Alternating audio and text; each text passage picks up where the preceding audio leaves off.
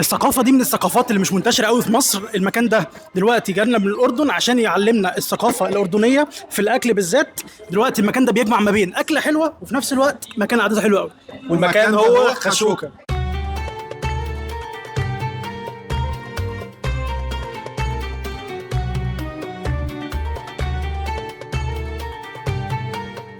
مطبخ اردني مطبخ اردني اول مره دوق. بجد والله؟ خش على البيزرز. سلطه خشوكه. سلطه خشوكه اشرح يا باشا. دي بتبقى عباره عن لبنه.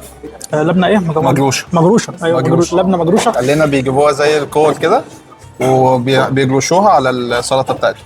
بس وزيت زيتون ومع سنه نعناع كده من فوق، مع عصره ليمون، مع شويه بقى الحاجات اللي تحت بقى، الخيار والخس والحاجات دي طبيعي اللي فيها سلطه بقى.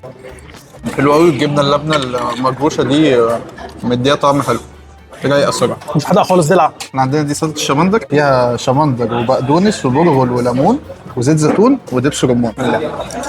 اللي الشخصي ما بحبش البنجر، لا مش لازع بالنسبه لي انا يعني. الناس اللي بتحب التبوله والحاجات دي لا هيعجبها قوي. ده رول مسخن فراخ، بيبقى جواه فراخ وبصل وسماق وزيت زيتون.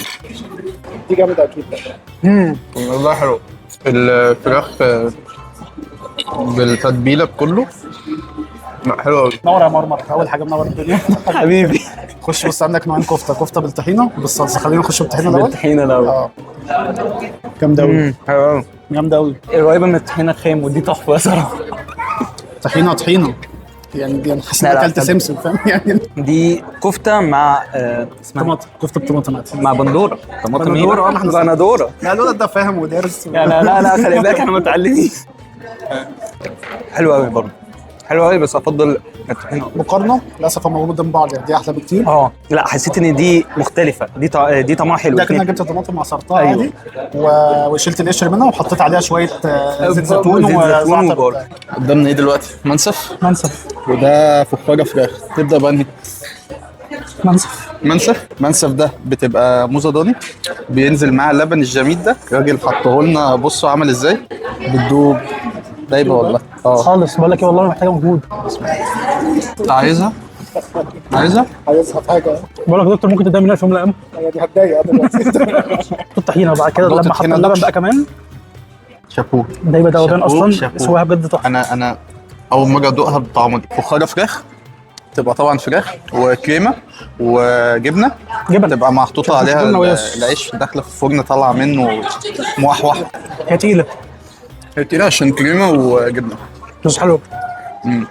فيها جزر زي السوتيه كده، فمدي طعم مسكره سنه حلوه مع فلفل الوان. الفراخ واخده تشويحه ولا الفراخ واخده؟ لا واخده. نخش بقى الاوزي. الفراخ بتبقى يعني هي دي الاوزي اصلا اصلها لحمه، بس برضو بتتعمل فراخ ورز عليه مكسرات ولحمه مفرومه. خد معلقه بقى فيها كله.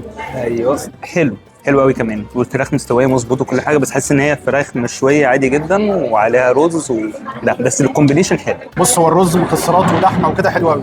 الفراخ نفسها مستويه حلو، بس هي اقرب اكنك محمر فراخ في البيت عادي. عارف الفراخ اللي في البيت مع الملوخيه والرز؟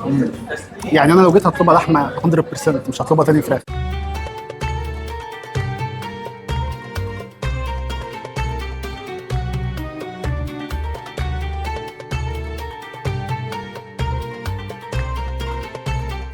تخش على حلويات خشوكه. 5 باكيتات. خد واحده زي باف بيستري كده جواه نوتيلا، او شبه البنوشه الشوكولاته. حلوه مع كوبايه الشاي. كنافه نابلسيه بقى. ايوه النابلسي بصراحه. زيك بحب الكشن اكتر. نابلسي بس حلوه النعمه برضه. وفي اخر الفيديو نحب نقول لكم ان مطعم خشوكه فعلا يستاهل التجربه، ومستنيين رايكم لما تجربوه.